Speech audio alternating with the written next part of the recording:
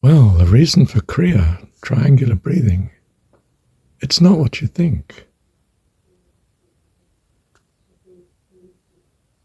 It takes you from the most worldly state you could imagine to an inner peace, a change of spirit, an awareness of goodness. Early on, it's just clarity of vision in the sense of colours seem more vivid. The air seems fresher. The body feels better. The mind is settled. You have a peace that comes over you. It's not of your will. It's of your awareness. You become aware in a way that you've not been aware before.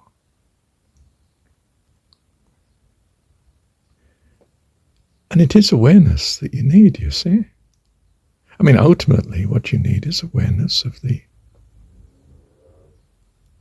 sheer goodness and loveliness of God in you, around you, before you and behind, on every side, above and below, in everything, in the eyes of everyone you meet, their hands, their presence, all life, not just animal life, plant life. You feel the wind. You become aware. And you become aware of it with affection, with welcome. You start to draw God like a magnet. Of course you don't, He's with you already, but your awareness has that feeling that the goodness of God is upon you. The Spirit of the Lord is now upon me. That's what Jesus says. Let me find that. Yep, here we are.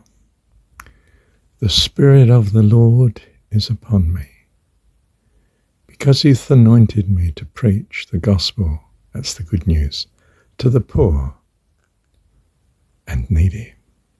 He hath sent me to heal the brokenhearted, and to preach deliverance, rescue, to the captives, and recovering of sight to the blind, to set at liberty them that are bruised.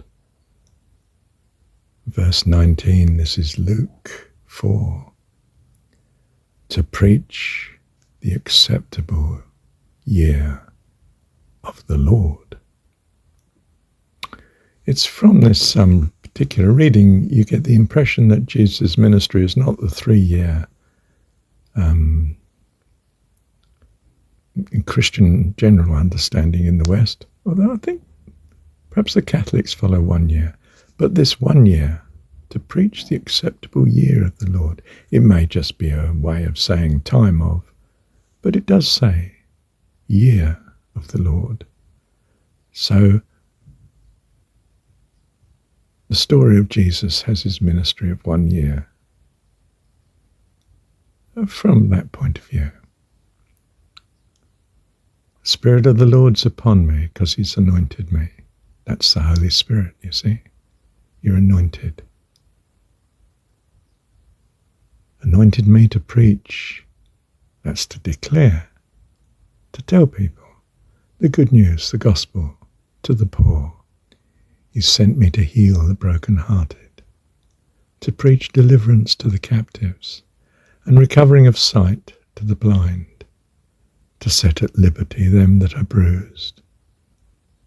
Verse 19, to preach the acceptable year of the Lord. Verse 20, he closed the book, and he gave it again to the minister and sat down. And the eyes of all of them that were in the synagogue were fastened on him.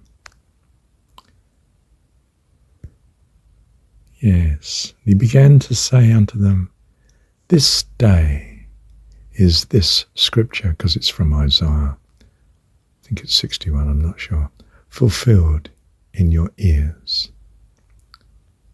And all bear witness and wondered at the gracious words which proceeded out of his mouth.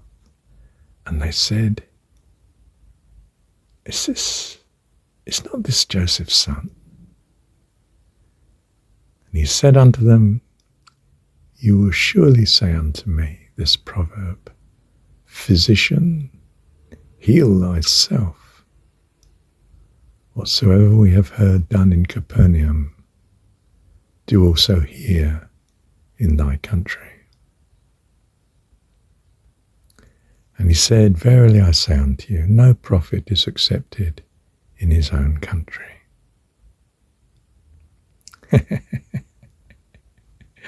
There you go. Well. Thank you, Heavenly Dad. Christian story is the great tragedy, isn't it? A tragedy that's dominated the development of Western culture, the ruins of which you can still detect today. It came to ruin because the story comes to ruin. In fact, the liberal academics, who are not particularly Christian, of course, they just study from an academic point of view, wonder if the whole story of the resurrection wasn't added afterwards. It certainly seems it from John 17, but not from the account of the crucifixion that follows. It's become very romanticized, but it's the most appalling story. And if I were to say whatsoever's good and lovely, think on these things, you'd stop at John 17, and you'd be wise not to have read anything else in the Gospels before John 17 or after it. It's that sad a tale, captivating, a blessing, but a blessing in great trial. And what many have found in this universe. But you wouldn't have had ears to hear without coming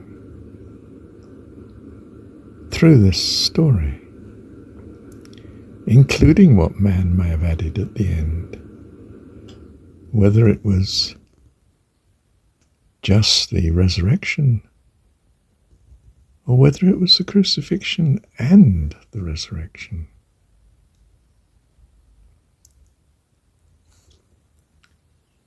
And I tell you that this uncertainty is a great blessing.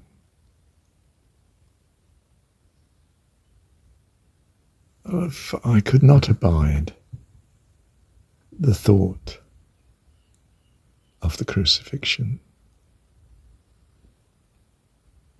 And God gave me the answer.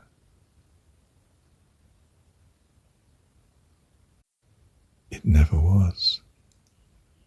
Oh yes, many have been crucified. And you're not moved with compassion and spirituality because of such. You pass it over as yet another appalling aspect of history. and what man is capable of. Your compassion was moved for a good man, more than a saint, in fact.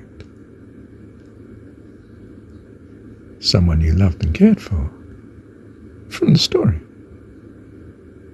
Fine chap. There's no way you wanted this ending.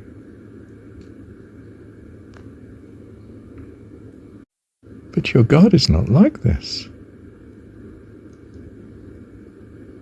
Your God loves all, even you and me. He said to me, Marsha, yes, Lord.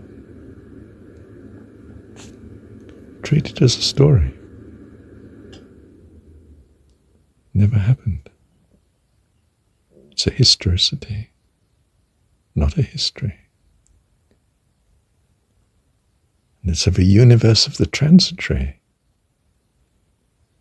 not the eternal.